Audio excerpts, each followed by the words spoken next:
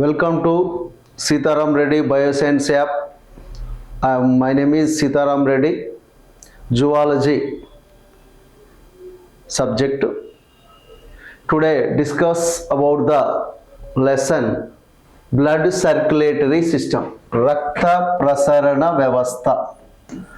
Rakta Prasarana Vyavastha.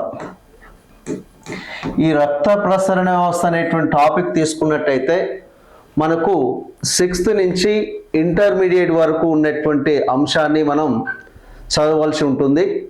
అయితే మనకు తెలంగాణలో కానీ ఏపీలో కానీ తీసుకుంటే ఏపీలోనే పూర్తిగా intermediate first year second year పెట్టడం జరిగింది 6th to 10th సహా. అయితే తెలంగాణలో కొద్దిగా మనకు కొద్దిగా సిలబస్ అనేది కొద్దిగా తక్కువగా ఉన్నది. అయితే ఈ టాపిక్స్ అన్నీ కూడా మన ఫిజియాలజీ టాపిక్స్ అన్నీ కూడా మనకు ఈ యొక్క ఏపీ వాళ్ళకి కానీ తెలంగాణ వాళ్ళకి కానీ మనకు డిఎస్సిలో పెట్టడం అనేటువంటి జరిగింది. మనం రక్త ప్రసరణ వ్యవస్థలో మనకు తీసుకున్నట్టయితే చదువుకోవాల్సినటువంటి అంశాలు ఏంటి అంటే ఫస్ట్ ఆఫ్ ఆల్ హృదయము అంటే హార్ట్. నెక్స్ట్ వన్ తీసుకున్నట్టయితే రక్తనాళాలు, హృదయము. సెకండ్ వన్ రక్తనాళాలు. థర్డ్ వన్ తీసుకున్నట్టయితే రక్తస్కందనం. నెక్స్ట్ వన్ తీసుకున్నట్టయితే రక్తవర్గాలు. ఫిఫ్త్ వన్ తీసుకుంటే రక్త ప్రసరణ వ్యవస్థ పరిణామ క్రమం. ఇది మన టాపిక్లో చదువుకోవాల్సినటువంటి అంశాలు తీసుకుంటే దాంట్లో ఫస్ట్ ఆఫ్ ఆల్ మనం దేని గురించి అంటే హృదయం గురించి చదువుకోవాలి. మరి మనకు హృదయం తీసుకున్నట్టయితే హృదయం గురించి అధ్యయనం చేయు శాస్త్రాన్ని కార్డియాలజీ అంటారు. హృదయం గురించి అధ్యయనం చేయు శాస్త్రాన్ని కార్డియాలజీ అంటారు. అదేవిధంగా హృదయ సంబంధిత వ్యాధులకు వైద్యం చేయువాడిని ఏమని పిలుస్తారంటే కార్డియాలజిస్ట్ అంటారు. కార్డియాలజిస్ట్గా పేర్కొనడం జరుగుతుంది. మరి మానవుల్లో హృదయం అనేటువంటిది తీసుకున్నట్టయితే పరిమాణం తీసుకున్నట్టయితే ఎవరి పిడికిలంతా వాళ్ళది ఉంటుంది. పిడికిలి పరిమాణంలో ఉంటుంది. హృదయం యొక్క పరిమాణం ఎంత అంటే పిడికిలి పరిమాణంలో ఉంటుంది. మరి మానవుల్లో హృదయం అనేటువంటిది 2/3 వంతేమో ఎడవ భాగంలో ఉంటుంది, 1/3 వంతేమో కుడి భాగంలో ఉండడం అనేటువంటిది జరుగుతుంది. 2/3 వంతేమో ఎడవ భాగంలో, 1/3 వంతేమో కుడి భాగంలో అమరు. అంటే ఎక్కువ భాగం ఎడవ భాగంలో ఉంటుంది, తక్కువ పర్సెంటేజ్ కుడి భాగంలో అమరి ఉండడం అనేటువంటిది జరుగుతుంది అన్నట్టు. మరి మానవులో హృదయం యొక్క బరువు తీసుకున్నట్టయితే బరువు తీసుకుంటే 300 గ్రాముల బరువు ఉంటుంది. ఎన్ని వందల గ్రాములు? 300 గ్రాముల బరువు కలిగి ఉంటుంది. మరి మానవుని యొక్క హృదయం బరువు 300 గ్రాములు ఉంటుంది. అదేవిధంగా ఆకారం తీసుకున్నట్టయితే హృదయం యొక్క ఆకారం శంకు ఆకారంలో ఉంటుంది లేదా త్రిభుజాకారంలో ఉంటుంది. శంకు ఆకారంలో కానీ త్రిభుజాకారంలో కానీ ఉంటుంది. మరి మానవుని యొక్క హృదయం బరువు 300 గ్రాములు అన్నప్పుడు మరి వివిధ జీవులలో ఉండేటువంటి హృదయం బరువు కూడా మనం పరిశీలించినట్టయితే మనకు వివిధ జీవుల్లో ఉండేటువంటి హృదయం బరువు తీసుకుంటే ఒక చార్ట్ ద్వారా మనకు జీవి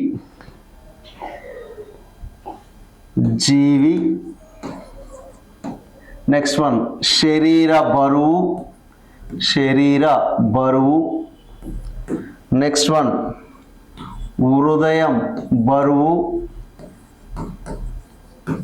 నెక్స్ట్ వన్ హృదయ స్పందన రేటు ఒక నిమిషానికి. ఇది మనం పరిశీలించినట్టయితే దానిలో ఫస్ట్ ఆఫ్ ఆల్ మనకు animal body weight, next heart weight, next heart beat per minute, heart beat per minute పరిశీలిస్తే దానిలో ఫస్ట్ నీలి తిమింగలం, బ్లూ వేల్, నీలి తిమింగలం, దాన్నే ఇంగ్లీష్లో బ్లూ వేల్ అంటారు. దీని యొక్క శరీర బరువు 1,50,000 కేజీల బరువు ఉంటుందండి నీలి తిమింగలం యొక్క శరీర బరువు. అయితే హృదయం బరువు తీసుకున్నట్టయితే 700 కేజీలు అనేటువంటి ఉంటుంది. ఎంత అంటే 700 కేజీల బరువు ఉంటుంది అన్నట్టు. అదేవిధంగా మనం తీసుకున్నట్టయితే 1 మినిట్, మనకు జీవి శరీర బరువు, హృదయం బరువు, హృదయ స్పందన రేటు ఒక నిమిషానికి.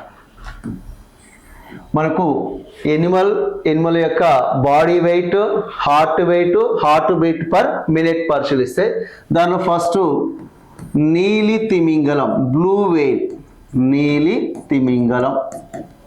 ఈ నీలి తిమింగలం యొక్క శరీర బరువు 1,50,000 కేజీల బరువు ఉంటుంది. 1,50,000 కేజీల బరువు ఉంటుంది. అయితే ఇక్కడ హృదయం బరువు తీసుకున్నట్టయితే 750 కేజీల బరువు ఉంటుంది. హృదయ స్పందన రేటు ఒక నిమిషానికి 7 సార్లు గుండె కొట్టుకుంటుందండి. ఎన్నిసార్లు అంటే 7 సార్లు గుండె కొట్టుకోవడం జరుగుతుంది. అదేవిధంగా సెకండ్ వన్ తీసుకున్నట్టయితే ఏనుగు యొక్క శరీర బరువు 3,000 కేజీలు. అదే హృదయం యొక్క బరువు తీసుకున్నట్టయితే 12 నుంచి 21 కేజీల బరువు కలిగి ఉంటుంది అన్నట్టు. గుండె 46 సార్లు కొట్టుకోవడం అనేటువంటిది జరుగుతుంది అన్నట్టు. థర్డ్ వన్ తీసుకున్నట్టయితే మానవుడు, ఎలిఫెంట్ తర్వాత మానవుని యొక్క బాడీ వెయిట్, సగటు బాడీ వెయిట్ తీసుకుంటే 6 to 70 కేజెస్ తీసుకుంటే అతనిలో హృదయం బరువు ఎంత ఉంటుందంటే 300 గ్రాముల బరువు ఉంటుంది అన్నట్టు. మరి మానవుల్లో ఒక నిమిషానికి హృదయ స్పందన రేటు ఎన్ని సార్లు గుండె కొట్టుకుంటుందంటే 72 సార్లు. ఆ తర్వాత నీలి తిమింగలం. మరి నీలి తిమింగలం యొక్క నెక్స్ట్ వన్ తీసుకుని కోయల్టిట్ పక్షి.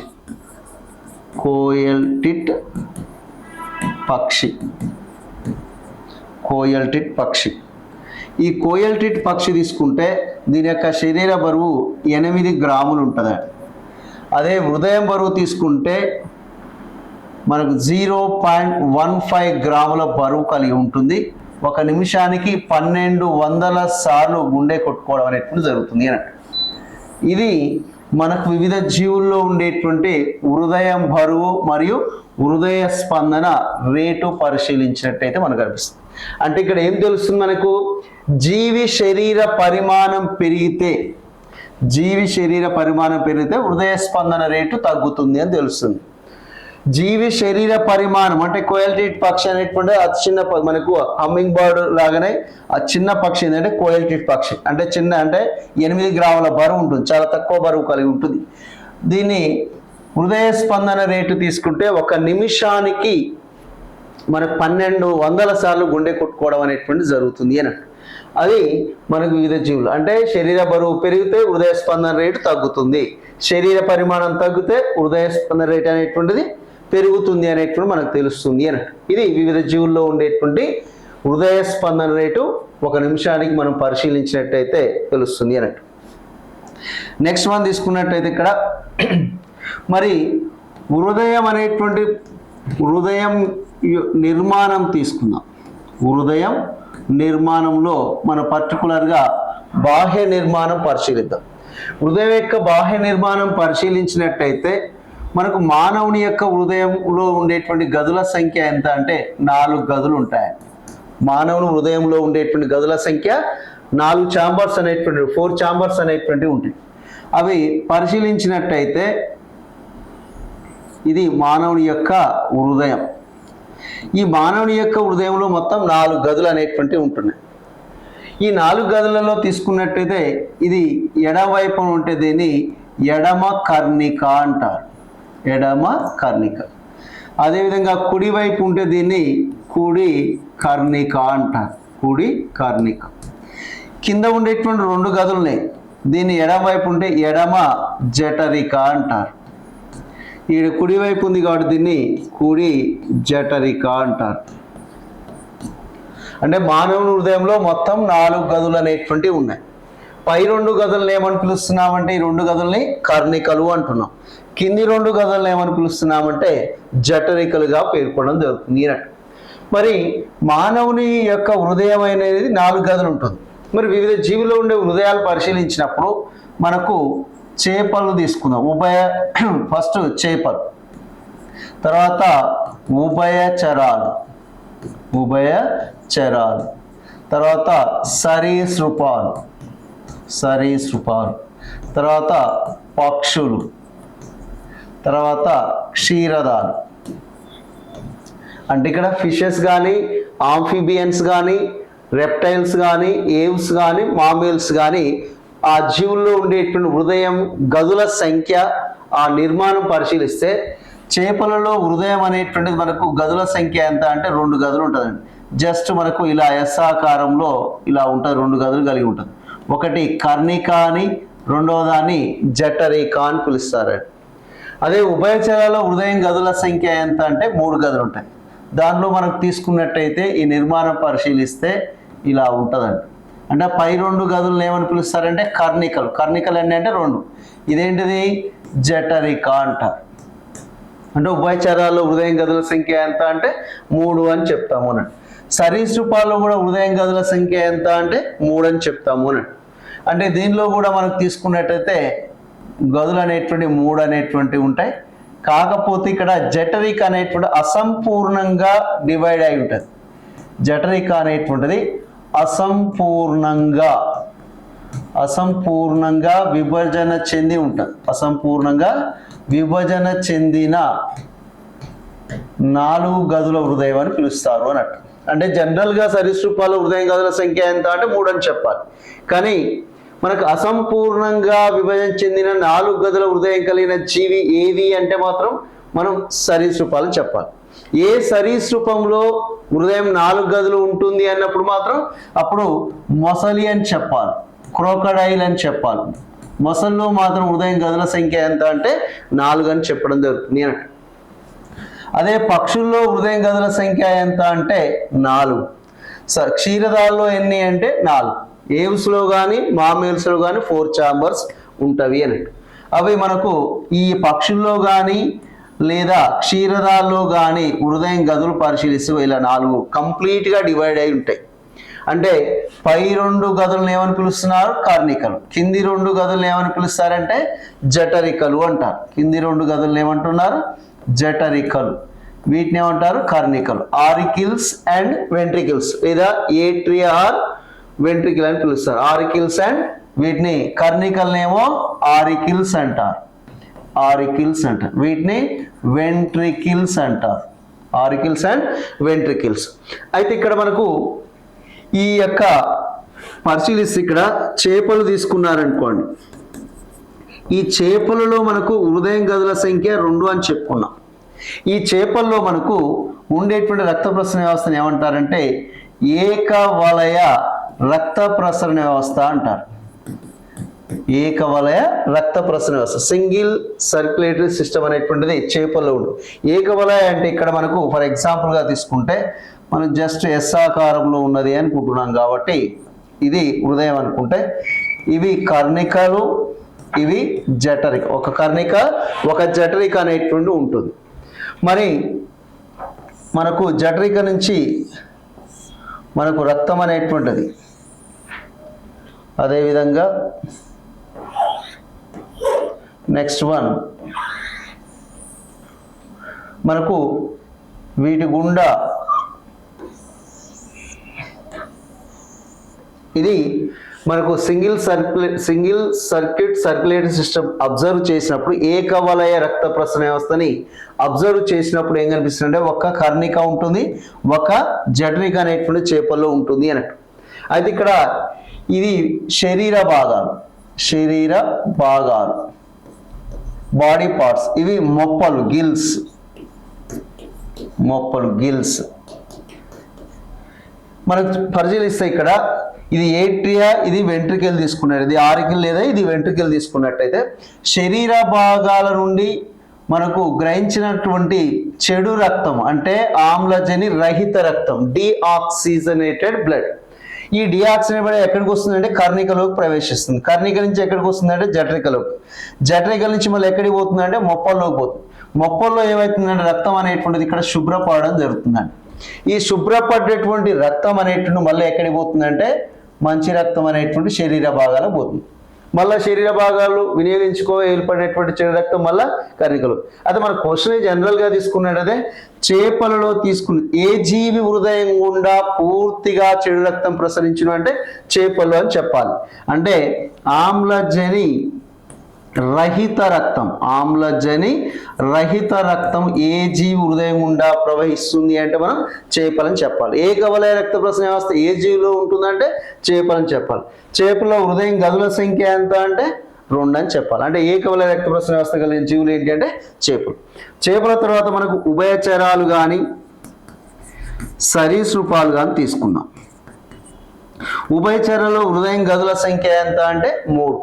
మనకు ఉభయచరాలు కానీ సరీసృపాలు కానీ పరిశీలిస్తే మనకు ఈ ఉభయచరాలు సరీసృపాలు అనేటువంటి మనం ఉభయచరాల్లో 3 గదులు ఉంటున్నాయి, సరీసృపాల్లో కూడా హృదయం గదుల సంఖ్య ఎంత అంటే 3 గదులు అని చెప్పడం జరుగుతుంది. ఇవి శీతల రక్త జంతువులు, అంటే శరీర ఉష్ణోగ్రత అనేటువంటిది పరిసరాలతో పాటు మారినటువంటి జీవులను ఏమంటారంటే శీతల రక్త జంతువులు అంటారు. ఈ ఉభయచర జీవుల్లో మనకు మన హృదయం తీసుకున్నట్టయితే ఇది 3 గదులు కలిగి ఉంటుంది.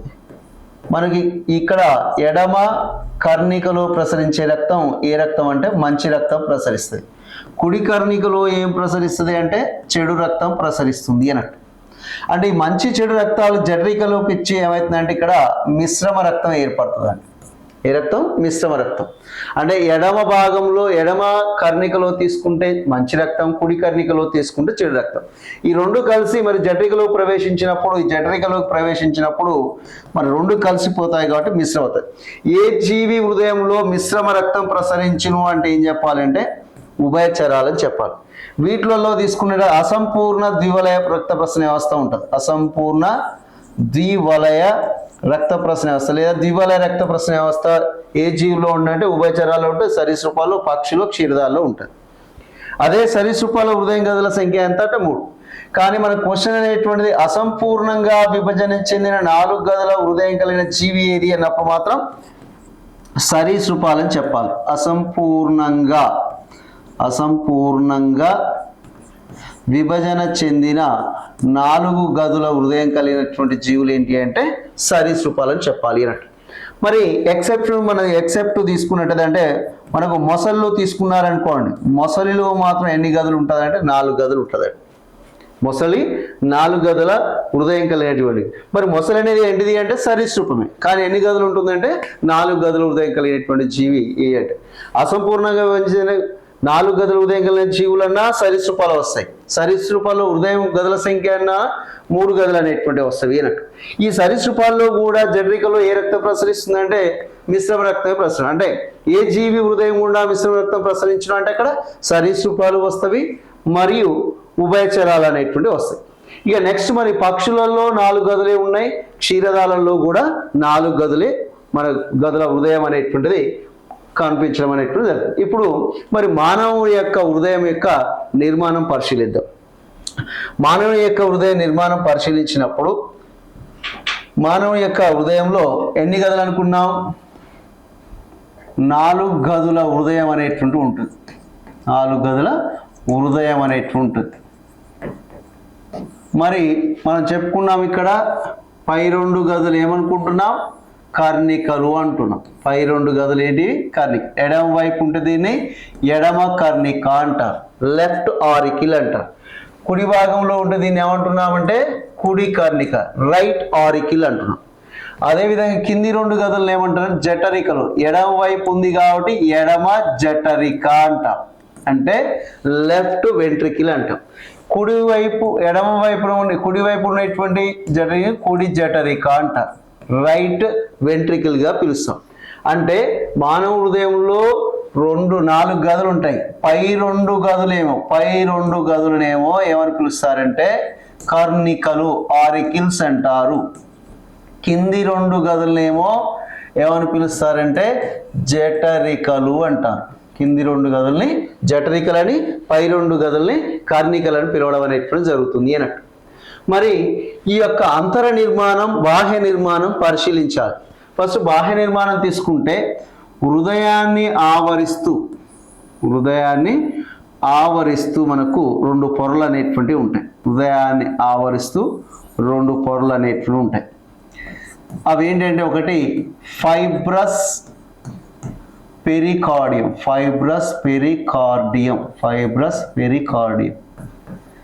అదేవిధంగా సిరస్ పెరికార్డియం అని రెండు పొరలు ఉంటాయి. ఫైబ్రస్ పెరికార్డియం, సిరస్ పెరికార్డియం అని రెండు పొరలు. హృదయాన్ని ఆవరిస్తూ ఉండే పొరల సంఖ్య రెండు ఉంటాయండి. అది ఒకటి ఫైబ్రస్ పెరికార్డియం అని, రెండోది సిరస్ పెరికార్డియంగా పేర్కొనడం జరుగుతుంది. మరి ఈ సిరస్ పెరికార్డియంలో తీసుకున్నట్టయితే రెండు త్వచాలు అనేటువంటివి ఉంటాయి. ఒకటి మనకు కుడ్యస్తరం అని, రెండోది అంతరస్తరం అని రెండు పొరలు అనేటువంటివి ఉంటాయి. దేనిలో అంటే సిరస్ పెరికార్డియం అంటే హృదయాన్ని ఆవరిస్తూ ఉండేటువంటి పొరల సంఖ్య రెండు, ఫైబ్రస్ పెరికార్డియం, సిరస్ పెరికార్డియం, లేదా ఫైబ్రస్ హృదయం అంటారు, సిరస్ హృదయం అని కూడా తెలుగులో పిలుస్తూ ఉంటారు అన్నట్టు. ఈ సిరస్ పెరికార్డియం రెండు త్వచాలు ఉంటాయి. అది ఒకటి కుడ్యస్తరం, రెండోది అంతరస్తరం. ఈ అంతరస్తరం అనేటువంటిది మనకి ఏమైందంటే హృదయం యొక్క ఉపరితలాన్ని అంటుకుని ఉండి మనకు ఎపికార్డియాన్ని ఏర్పరుస్తుంది. దేన్ని ఏర్పరుస్తుంది అంటే ఎపికార్డియాన్ని ఏర్పరుస్తూ ఈ యొక్క సిరస్ పెరికార్డియంలో ఉండేటువంటి రెండు త్వచాల మధ్య ఒక కుహరం అనేటువంటిది ఉంటుంది. దాన్నే హృదయావరణ కుహరము అంటారు. ఈ రెండు త్వచాల మధ్య ఉండే కుహరాన్ని హృదయావరణ కుహరంగా పేర్కొనడం జరుగుతుంది. ఈ కుహరంలో ఉండేటువంటి ద్రవాన్ని ఏమంటారంటే హృదయావరణ కుహర ద్రవము అని పిలుస్తారు. హృదయాన్ని ఆవరిస్తూ ఉండేటువంటి ఈ పొరల మధ్య ఉండే కుహరాన్ని హృదయావరణ కుహరం అంటున్నారు. ఈ కుహరంలో ఉండేటువంటి ద్రవాన్ని ఏమంటారంటే హృదయావరణ కుహర ద్రవంగా పేర్కొనడం జరుగుతుంది. ఈ హృదయావరణ కుహర ద్రవం యొక్క విధి ఏంటి అంటే ఇక్కడ ఇది ఏం చేస్తుంది, దీని యొక్క విధి పరిశీలిస్తే బాహ్య అగాధాల నుండి గుండెను రక్షిస్తుందండి. బాహ్య అగాధాల నుండి గుండెను రక్షిస్తుంది అన్నట్టు. గుండెను రక్షించును. బాహ్య అగాధాల నుండి గుండెను రక్షించేది ఏది అంటే హృదయావరణ కుహర ద్రవంగా పేర్కొనడం జరుగుతుంది. ఇది హృదయాన్ని ఆవరిస్తూ ఉండేటువంటి రెండు పొరలు తీసుకుంటే. అదేవిధంగా మనం తీసుకున్నట్టయితే మరి